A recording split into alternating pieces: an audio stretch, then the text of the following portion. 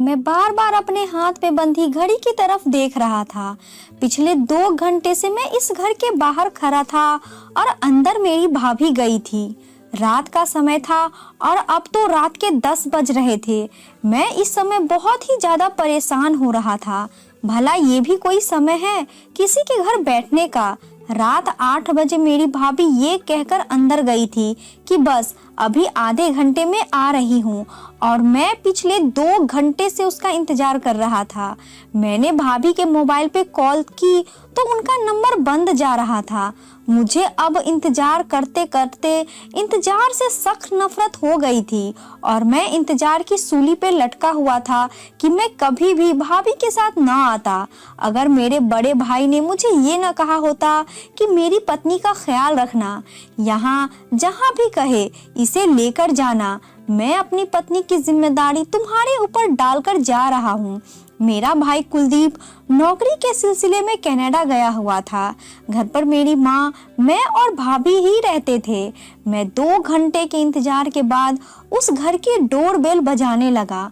उसके बावजूद भी 15 मिनट बाद ही मेरी भाभी बाहर आई थी, जल्दबाजी में अपना पर्स संभालती हुई। मैं हैरत से भाभी को देख रहा था। मैंने पूछा, भाभी इतनी देर क्या कर रही थी?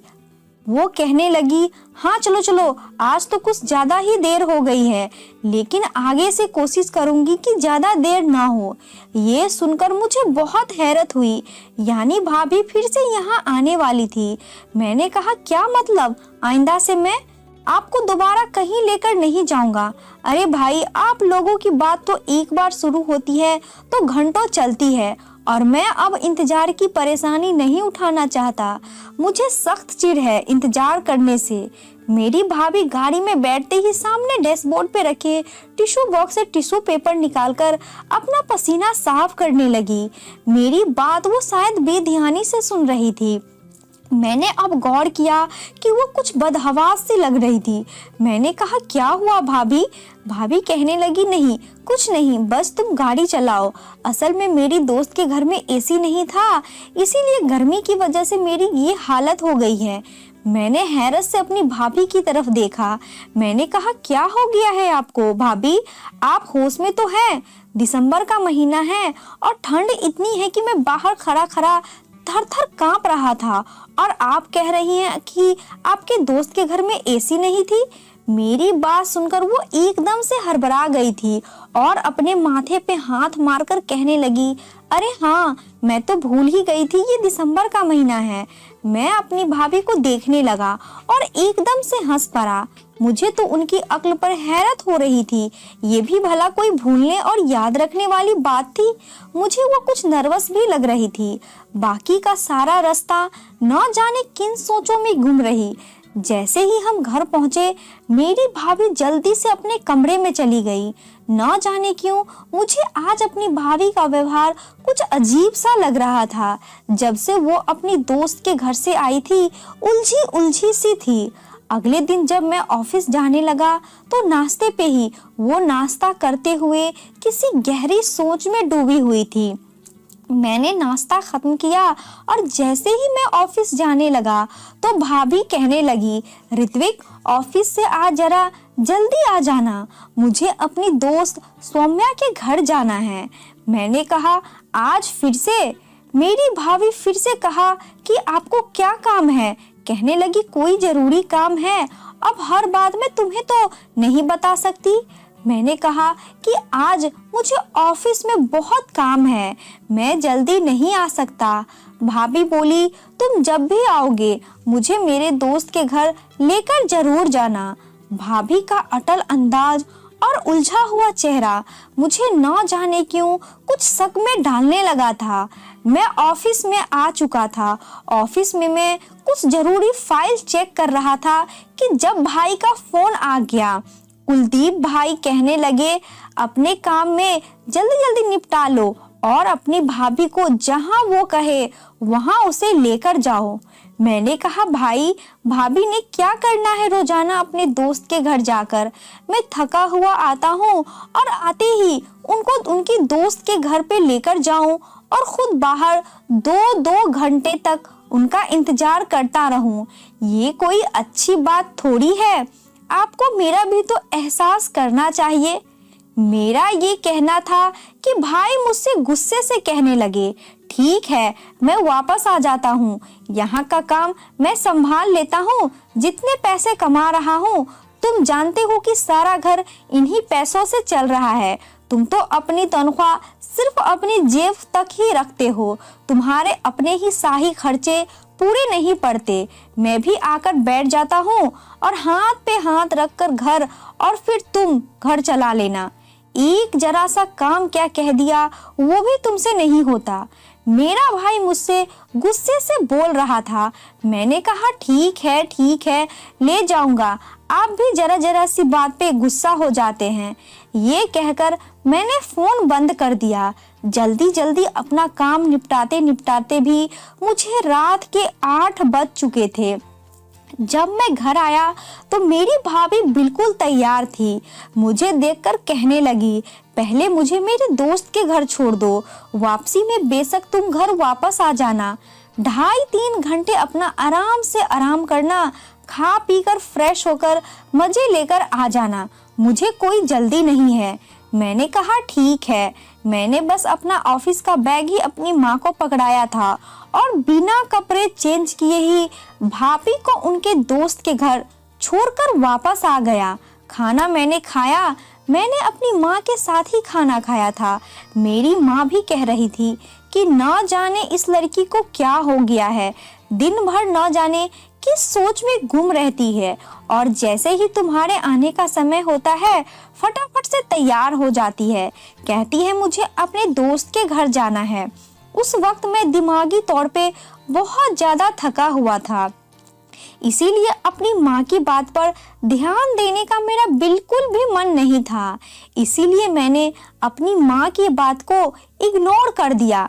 खाना खाने के बाद मैं अपने कमरे में जाकर मोबाइल देखने लगा, लेकिन अचानक ही कैसे मेरी आंख लग गई, पता ही नहीं चला। मेरी माँ वैसे भी खाना खाकर अपने कमरे में जाकर लेट जाती थी और उन्हें जल्दी सोने की आदत थी, क्योंकि उन्हें सुबह सवेरे उठना ही अच्छा लगता था। इसीलिए वो जल्दी सो जाया करती थी। फोन की लगातार घंटी पे मेरी आंख खुली थी तो मैं एकदम से उठा, अपना मोबाइल देखा तो भाभी का नंबर था, और जब मैंने मोबाइल में टाइम देखा तो मेरे तो होश उड़ गए थे। रात का 1 बज रहा था। मैंने फोन उठाया तो भाभी बड़ी घबराई हुई थी। आवाज आई थी, कहने लगी, कब से तुम्हें फोन कर रही हूँ, कहाँ थे तुम, समय देखा है तुमने? मैंने कहा, भाभी मैं सो गया था, मुझे बिल्कुल भी एहसास नहीं था। बस आप रुके, मैं 2 मिनट में आ रहा हूँ। मैंने जल्दी से गाड़ी की चाबी उठाई और भाभी को लेने चला गया। रात का 1 बज रहा था और जिस इलाके में भाभी जाती थी वहां तो बिल्कुल सन्नाटा था। नई नई सोसाइटी थी और वहां पे अभी आबादी बहुत ही कम थी, बस कुछ ही घर बने हुए थे। जैसे ही मैं भाभी के दोस्त के घर के सामने पहुंचा तो मुझे एक हैरत का झटका लगा था। भाभी के घर के गेट के बाहर खड़ी थी, काफी परेशान थी। मुझे देखकर जैसे उनके चेहरे की रंगत कुछ नॉर्मल होना शुरू हुआ था। मुझे हैरत हुई कि वो यहाँ बाहर क्यों खड़ी है। उनकी दोस्त का घर है तो उन्हें तो घर के अंदर होना चाहिए था। रात का 1 बज रहा था। उनके दोस्त ने इस समय उन्हें घर से बाहर क्यों कर दिया? जैसे ही मैंने गाड़ी रोकी वो बड़ी तेजी से गाड़ी के अंदर बैठ गई थी। कहने लगी, एक नंबर के लापरवाह इंसान हो तुम। एहसास भी है कि मैं कब से अकेली यहाँ खड़ी हूँ। पिछले 3 घंटे से तुम्हारा इंतजार कर रही हूँ। इधर से कोई ऑटो वाला भी नहीं मिलता, नहीं तो मैं ऑटो करके ही घर आ जाती। भाभी की हालत ऐसी थी कि जैसे अभी रो पड़ेंगी। मैंने कहा, लेकिन भाभी आप यहाँ क्यों खड़ी थी? आपकी दोस्त का घर है, आपको तो घर के अंदर होना चाहिए था जब तक कि मैं न आ जाता। और आप रात के समय अकेली खड़ी है, वो भी सुनसान इलाके में। भगवान न करे कोई उल्टा सीधा आदमी आपको उठाकर ले जाता और आपके साथ कुछ गलत हो जाता, फिर मैं वाकई भाभी के बारे में सोच सोच कर चिंतित हो रहा था। मेरी बात सुनकर वो भी परेशानी का शिकार हो गई, लेकिन वो बार बार मुझसे नजरें चुराने लगी। कहने लगी मेरे दोस्त को कोई काम था, इसीलिए वो अचानक से चली गई थी और उसे अपना घर भी लॉक करना था, क्योंकि वो पूरी रात घर नहीं आने वाली थी। इसीलिए मुझे बाहर खड़ा होना पड़ा। मैंने भी सोचा था कि तुम थोड़ी देर में आ जाओगे, इसीलिए मैंने सौम्या को बोल दिया कि तुम बेफिक्र होकर जाओ, अभी मेरा देवर आ जाएगा तो मैं भी घर चली जाऊंगी। मैंने कहा फिर भी भाभी, उसके घर में कोई और भी तो लोग होंगे, आपको घर से बाहर खड़े नहीं होना चाहिए था। अजीब दोस्त है आपकी, मुझे समझ नहीं आती रोज रोज आप ही सुनसान इलाके में करने क्या आती है। आपकी दोस्त आपके पास मिलने क्यों नहीं आती? मैं गाड़ी बड़ी तेजी से चला रहा था। भाभी ने मेरी किसी भी बात का जवाब नहीं दिया था और अपना सर पकड़कर कहने लगी, भगवान के लिए ऋत्विक, मेरे सर में दर्द हो रहा है, तुम खामोश हो जाओ। मुझे पहले भी कुछ उलझी उलझी सी भाभी लग रही थी। पता नहीं क्या समस्या थी उसके साथ। घर आते ही वो सीधे अपने कमरे में चली गई थी। दिन यूं ही गुजर रहे थे और भाभी की बस एक ही जिद रहती थी कि मुझे मेरे दोस्त के घर छोड़कर आ जाओ। जब भी मैं भाभी से वजह पूछता कि ऐसी भी क्या दोस्ती है जो आपको रोजाना अपनी दोस्त से मिलने जाना पड़ता है। आजकल तो इंटरनेट का जमाना है, कभी कभार फोन पे भी बात कर लिया करे, ज्यादा ही अपनी दोस्त की याद आती है तो, या फिर वीडियो कॉल पे भी बात कर लिया करे। ये रोज रोज इतनी सर्दी के मौसम में आप अपने दोस्त के घर क्यों चली जाती हैं? आप भी परेशान होती हैं और मुझे भी परेशान करती हैं। लेकिन भाभी मुझे कोई भी तसल्ली भरा जवाब नहीं देती थी, बस यही कह देती थी कि मुझे जरूरी काम है, इसीलिए मैं सौम्या के घर जाती हूँ। एक बार मैं ऑफिस के लिए तैयार होकर नाश्ता कर रहा था, जब बाहर की डोरबेल बजी। मैं हैरान हुआ कि इस समय तो हमारे घर पे कोई भी नहीं आता था। मैंने नाश्ता बीच में ही छोड़ा और बाहर के दरवाजे की तरफ चला गया। देखा दरवाजे पे एक डाकिया खड़ा था। कहने लगा मानवी के नाम पे एक पार्सल आया है। मेरी भाभी का नाम मानवी था। मैंने कहा ठीक है, मुझे दे दो। वो कहने लगा नहीं, भेजने वाले ने कहा है कि मानवी के हाथ में ही दिया जाए। मैंने भाभी को आवाज दी। भाभी भी नाश्ता ही कर रही थी। उठकर बाहर आ गई तो डाकिये को देखकर न जाने क्यों उनकी रंगत एकदम से पीली पड़ गई थी। बड़े तेज कदमों से वो गेट तक पहुंची थी और उस डाकिये से अपना पार्सल यूं छीना जैसे न जाने उस पार्सल में कहीं कोई लेकर भाग न जाए। मेरे साथ साथ वो डाकिया भी इस हरकत पे हैरत से भाभी को देखने लगा था।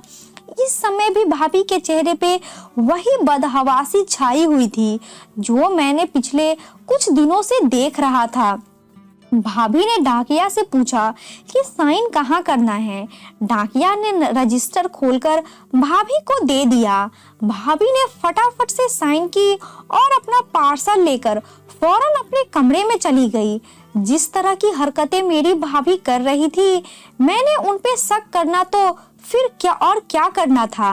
भाभी नाश्ता छोड़कर अपने कमरे में जा चुकी थी और कमरे का दरवाजा खट से बंद कर लिया था, जिसका साफ मतलब था कि कोई भी उनके कमरे में न जा सके और उसके कमरे में जाने की हिम्मत न कर सके। जबकि मैं माथे पे बल डाले भाभी के कमरे के बंद दरवाजे को देख रहा था कि आखिर ये चक्कर क्या है।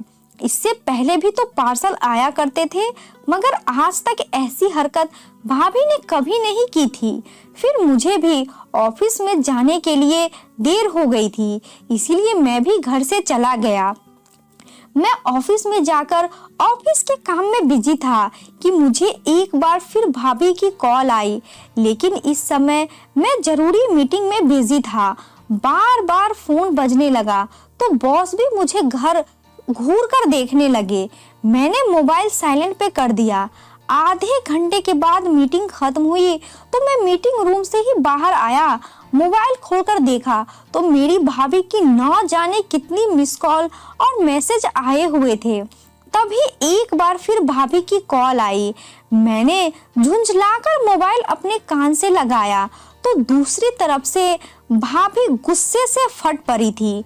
उनकी आवाज भीगी हुई थी, वो गुस्से से भरी हुई थी और कह रही थी, ऐसा लग रहा था कि वो रो रही हो। वो गुस्से से कहने लगी, ऋत्विक, कब से मैं तुम्हें फोन कर रही हूँ, कहाँ चले गए थे तुम कोई इतना गैर जिम्मेदार कैसे हो सकता है। मैं भी भाभी की परेशान भरी आवाज सुनकर थोड़ा चिंतित हो गया था। मैंने कहा, क्या बात है भाभी, आप इतना परेशान क्यों हो रही है? और मैं किसी पार्क में नहीं बल्कि ऑफिस में होता हूँ, मीटिंग अटेंड कर रहा था। आप बताएं, आप इतना परेशान क्यों हैं और आप रो क्यों रही है? क्या आपकी तबीयत ठीक नहीं है? भाभी कुछ पल के लिए खामोश हो गई। जब बोली तो आवाज कुछ पहले से बेहतर थी। कहने लगी, तुम अभी के अभी घर वापस आ जाओ, मुझे मेरी दोस्त से मिलने के लिए जाना है। और दोस्त का नाम सुनते ही शक ने मुझे अपने घेरे में जकड़ लिया था। मैं कहने लगा, क्या बात है भाभी, आप रोज रोज दोस्त के यहाँ क्यों जाती है और इस तरह आप रो क्यों रही है? खैरियत तो है? एक बार फिर से भाभी मेरे सवाल को नजरअंदाज कर चुकी थी। कहने लगी, ऋत्विक, तुम घर आ रहे हो या नहीं? मैं तुम्हारे भैया को कॉल करूं? भाई का नाम सुनते ही मैं वैसे ही हड़बड़ा जाता था। फौरन ऑफिस से छुट्टी ली और अपनी भाभी को उनकी दोस्त से मिलवाने के लिए उनकी घर की तरफ आने लगा। सारे रास्ते मैं इसी बात को दिमाग में सोचता रहा कि आखिर ऐसी कौन सी दोस्त है जो आज तक हमारे घर नहीं आ सकी। हमारे भी दोस्त थे मगर हफ्तों बाद ही मिल पाते थे। सही है, औरतें कुछ बातूनी होती है, मगर इतनी भी क्या कि भाभी रोजाना इस कदर बेचैनी, परेशानी और रोती धोती हालत में अपने दोस्त से मिलने के लिए चली जाती है। कुछ तो गड़बड़ जरूर थी जो भाभी हम सबसे छुपाने की कोशिश कर रही थी। वो पहला दिन था जब भाभी को लेकर मेरे दिल में शक पैदा होना शुरू हुआ था। मैं घर गया तो भाभी दरवाजे पे ही तैयार खड़ी थी और बेचैनी के साथ मेरा इंतजार कर रही थी। जैसे ही मैंने गाड़ी को हॉर्न दिया, वो फौरन भागती हुई आई और गाड़ी में बैठ गई। कहने लगी, गाड़ी जरा जल्दी चलाओ, उसके बाद भले ही तुम अपने ऑफिस चले जाना। मुझे जब आना होगा मैं तुम्हें कॉल कर दूंगी। मैंने भाभी के चेहरे को गौर से देखा तो उनकी आंखें सूजी हुई थी और गला भी बैठा हुआ था, जैसे वो बेतहासा रो चुकी हो। और रोने की वजह से अक्सर गला ऐसा हो जाया करता है। खैर, कुछ भी पूछने का कोई फायदा नहीं था क्योंकि मैं जानता था भाभी कुछ भी नहीं बताएगी। मैंने उन्हें एक बार फिर से उसी घर के सामने उतार दिया तो वो बोली, यहाँ क्यों खड़े हो, तुम चले जाओ। मुझे जब भी वापस आना होगा मैं तुम्हें कॉल करके बुला लूंगी। मैं भी वहाँ पे रुकना नहीं चाहता था, इसीलिए वापस अपने ऑफिस में ही चला आया। लेकिन अब किसी भी काम को करने में मेरा दिल नहीं लग रहा था। मेरा दिमाग अभी तक भाभी की बातों पे ही घूम रहा था। उस दिन रात 8 बजे मैं भाभी को घर ले आया था। उनकी तबीयत मुझे कुछ ठीक नहीं लग रही थी। मैं उन्हें डॉक्टर के पास भी लेकर गया। टेम्परेचर कुछ बुखार वाला ही था तो मैं उन्हें दवा दिलाकर घर ले आया। बगैर कुछ खाए पिए ही भाभी अपने कमरे में घुस गई। अगले दिन भाई ने पैसे भी भिजवा दिए थे और मेरी भी तनख्वाह आ चुकी थी। मेरी आदत थी मैं अपनी तनख्वाह और भाई के पैसे माँ के हाथ पे ही रखता था। फिर मुझे मेरी तनख्वाह का कुछ हिस्सा मेरी माँ मुझे दे देती थी, जो कि भाई के कहने के अनुसार मैं अपने शाही खर्चों में उड़ा देता हूँ। वैसे ये बात थोड़ी सच भी थी। मैं थोड़ा खर्चीला टाइप का आदमी था तो कम से कम आधी सैलरी तो मेरे अपने खर्चे में ही खत्म हो जाया करती थी। भाई की सैलरी ना होती तो घर बड़ी मुश्किल से चल पाता। उस रात मैंने सारे पैसे अपनी माँ को दे दिए। मैंने कहा कि मैं आपसे कुछ दिनों बाद अपने खर्चे के लिए पैसे ले लूँगा। मैंने अपनी पूरी सैलरी माँ के हाथ पे रख दी। उस समय मेरी भाभी भी वहाँ पे मौजूद थी, मगर अगले दिन हैरत का झटका लगा जब मैंने अपनी माँ से कुछ पैसे मांगे और वो लॉकर से लेने के लिए गई तो वहाँ पे रखा रकम मौजूद नहीं थी। मेरी माँ का हाथ अचानक ही उसके सीने पे आ गया था। कहने लगी, इतनी बड़ी रकम कहाँ गई? तुम्हारी सैलरी के साथ साथ तुम्हारे भाई के भेजे हुए पैसे भी साथ ही रखे हुए थे। इन पैसे से तो पूरे महीने का खर्च चलता था। आखिर इतनी बड़ी रकम कहाँ जा सकती है? भाभी साथ में मिलकर मम्मी के साथ पैसे ढूंढवाने लगी थी, जबकि ना जाने क्यों बार बार मेरी नजरें भाभी की तरफ उठ रही थी कि जैसे उन्होंने ही कुछ किया हो।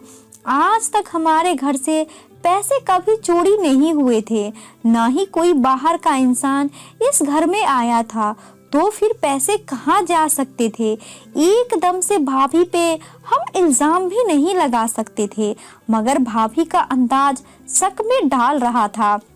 जैसे कभी उनके मोबाइल पे रिंगटोन आती और उनका फोन बजता, भाभी एकदम से डर जाती और कई कई घंटे तक मोबाइल उनके कानों के साथ लगा रहता था। और उनके दोस्त जिनके घर जाकर वो कई घंटे बिता देती थी, आखिर वो कौन थी?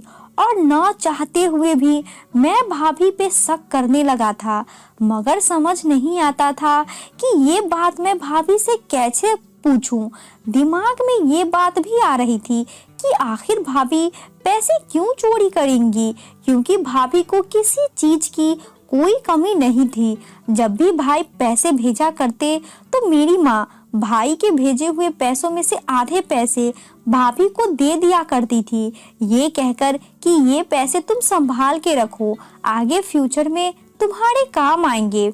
बाकी आधे पैसे से मेरी आधी सैलरी से घर का खर्चा चला करता था।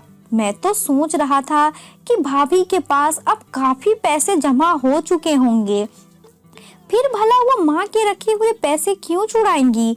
कुछ दिनों में से मैं देख रहा था कि भाभी दिन ब दिन कमजोर होती जा रही थी। वो मुझे दिमागी दबाव का शिकार लगने लगी थी, हर समय खोई खोई रहती, घर के कामों में भी उनका बिल्कुल भी ध्यान नहीं होता था। भाई भी अब शिकायत करने लगे थे कि तुम्हारी भाभी कहाँ बिजी रहती है, माँ को बोलो कि घर में कोई दूसरी काम वाली रख ले। जब भी मैं तुम्हारी भाभी को कॉल करता हूँ तो वो कहती हैं कि मैं ये काम कर रही हूँ, मैं वो काम कर रही हूँ, और फिर काम का बहाना करके मुझसे फोन रखवा देती है। जब मैंने इस बात का जिक्र अपनी माँ से किया तो मेरी माँ कहने लगी, ऋत्विक ये तुम कैसी बातें कर रहे हो? आज तक मैंने मानवी पे कभी भी घर की पूरी जिम्मेदारी नहीं डाली। घर के काम जो वो अपनी मर्जी से करे वही करने देती हूँ, वरना ज्यादातर काम तो मैं खुद करती हूँ या काम वाली से करवा लेती हूँ। न जाने इस लड़की को क्या हो गया है। भाभी की वजह से घर में काफी बेसुकूनी हो चुकी थी। अब तो वो इस बात का अंदाजा मेरे भाई को भी होने लगा था। मैं जल्द से जल्द इस मामले की तह तक पहुंचना चाहता था। हो न हो इस बात का संबंध उस घर और भाभी की दोस्त से ही था जिससे भाभी रोज मिलने जाया करती थी। उस रात 8 बजे जब मैं घर आया, सोचा था कि भाभी से बैठकर इस मामले पे खुल के बात करूंगा, मगर इससे पहले ही भाभी तैयार खड़ी थी। कहने लगी, मुझे मेरी दोस्त के यहाँ छोड़ दो। मैंने बगैर कोई सवाल किए उन्हें अपने साथ ले गया और लगातार अपने हाथों की बेचैनी को मेरी भाभी देख रही थी और अब दोनों हाथों को मसल भी रही थी। कुछ देर बाद हम वहां पहुंचे तो भाभी गाड़ी से उतरते ही फौरन बोली, तुम चले जाओ, जब मैं कॉल करूं तो आ जाना और मेरा इंतजार मत करना। भाभी की बात सुनकर मैंने सर हिला दिया और गाड़ी वहां से रिवर्स कर दी। भाभी अंदर जा चुकी थी, मगर मैं सोच चुका था कि आज मुझे क्या करना है। मैंने गाड़ी उसी सड़क से मोड़कर दूसरी सड़क पे खड़ी कर दी और फिर पैदल चलता हुआ उसी घर के करीब पहुंच गया। हर तरफ खामोशी छाई हुई थी। घर के अंदर से भी बातों की आवाजें नहीं आ रही थी और न जाने कैसा घर था। आज तक इस घर से कभी किसी को निकलते नहीं देखा था। मैं घर का जायजा लेने लगा। दिमाग में कई सवाल जन्म ले रहे थे। तभी घर की पिछली तरफ मुझे एक खिड़की नजर आई। वो कांच की खिड़की थोड़ी खुली हुई थी। अगर मैं अपने हाथ का इस्तेमाल करता तो जालियों से अंदर हाथ ले जाकर उसे और खोल सकता था, और फिर मैंने ऐसा ही किया।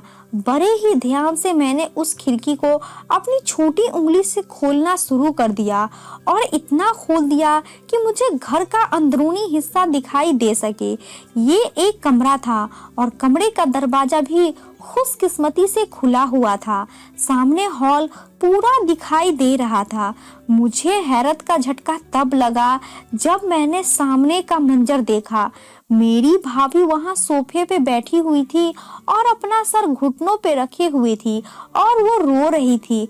अगले ही पल उन्होंने हाथ जोड़ दिए और रोते हुए कहने लगी, भगवान के लिए मेरी जान छोड़ दो, अब मैं तुम्हारे लिए कुछ भी नहीं कर सकती। तुम क्यों मेरे पीछे पड़े हो?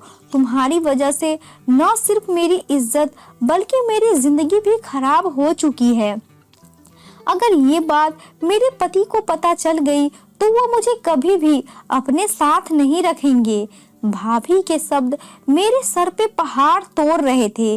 अगले ही पर दीवार की ओर से एक लड़का बाहर आया जिसने भाभी को बालों से दबोच लिया और कहने लगा, तुम तो मेरे लिए सोने की चिड़िया हो। मैं तुम्हें बिल्कुल भी नहीं छोड़ सकता।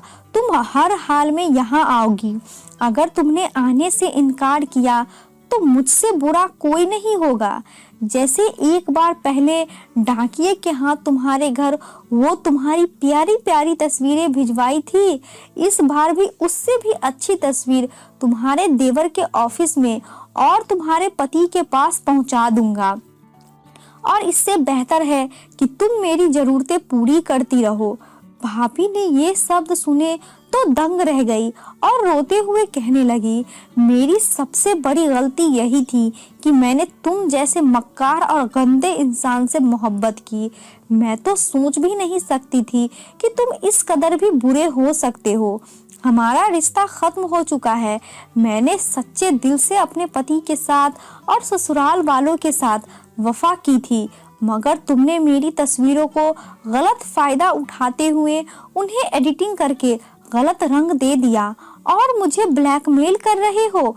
वो लड़का हंसकर कहने लगा, ये सिर्फ मैं और तुम जानती हो कि वो तस्वीरें एडिट की हुई है, जबकि बाकी पूरी दुनिया इस बारे में बिल्कुल भी नहीं जानती। इसीलिए जो मैं कहूँ वही करती जाओ। मैंने जब ये सुना तो सारी कहानी मैं समझ चुका था। ये लड़का भाभी को ब्लैकमेल कर रहा था। शादी से पहले मोहब्बत हो ही जाती है। मेरी भाभी को भी हो गई थी, मगर शादी के बाद मेरे भाई के साथ वो वफादार थी। मगर ये लड़का मेरे भाई की दौलत की खातिर अब भाभी को ब्लैकमेल कर रहा था। खैर, मैं सब कुछ जान चुका था कि मुझे क्या करना है। मेरे लिए ये बात बहुत ही चिंता भरी थी। कुछ देर बाद भाभी की कॉल आई तो मैं उन्हें लेने आया। आज भी भाभी बिल्कुल वैसी ही परेशान थी और उलझी हुई सी थी। मैंने भाभी को घर पहुंचा दिया, फिर वापस वहीं आया। मैंने उस लड़के की मोटर बाइक का नंबर नोट किया। मेरे लिए उसका पता निकलवाना बिल्कुल भी मुश्किल नहीं था। उसी पल मैंने पुलिस अफसर को कॉल की, जो कि मेरा दोस्त था। हम उसके घर पहुंचे, जहां वो मेरे भाई की कमाई के पैसे से भाभी से मंगवाकर ऐश किया करता था। पुलिस ने उसे और उसके दोस्तों को स्मगलिंग करने के इल्जाम में पकड़ लिया। वो बेचारा तो खुद भी नहीं जानता था कि आखिर ये केस उन पे बना कैसे, मगर मैं जानता था कि ऐसे गिरे हुए इंसानों के साथ ऐसा ही होना चाहिए। उसकी खूब मरम्मत की गई थी और बहाने से उसका मोबाइल लेकर मैंने उसके मोबाइल से भाभी की सारी तस्वीरें भी डिलीट कर दी थी। कुछ दिन यूं ही गुजर गए थे। भाभी पहले तो परेशान रही, मगर फिर धीरे धीरे जब खबर मिली कि वो लड़का पुलिस की हिरासत में है और लंबी कैद में है, तो भाभी एकदम सुकून से हो चुकी थी। बातों बातों में मैंने भाभी को बता दिया कि वो लड़कियों को ब्लैकमेल करके उनसे पैसे ऐंठा करता था। किसी लड़की ने उसकी कंप्लेन पुलिस में कर दी और पुलिस ने उसे धर दबोचा है। उसने फोन में लड़कियों की जो भी तस्वीरें थी, पुलिस ने वो सारी फोटोज डिलीट करवा दी है। और ये सब सुनकर उनके चेहरे पर एक मुस्कुराहट आ गई थी। जी तो चाह रहा था कि मैं भाभी को बताऊं कि मैं सब कुछ जान चुका हूं और आपकी मदद भी मैंने ही की है, मगर फिर कुछ सोचकर खामोश हो गया कि कहीं भाभी ये सुनकर टूट न जाए और शर्मिंदा न हो जाए। और मैं तो उनके भाई जैसा था, फिर उनका भरम कैसे टूटने देता। उस रोज के बाद से भाभी घर में खुश खुश रहने लगी। घर के कामों में भी उनका दिल लगने लगा था।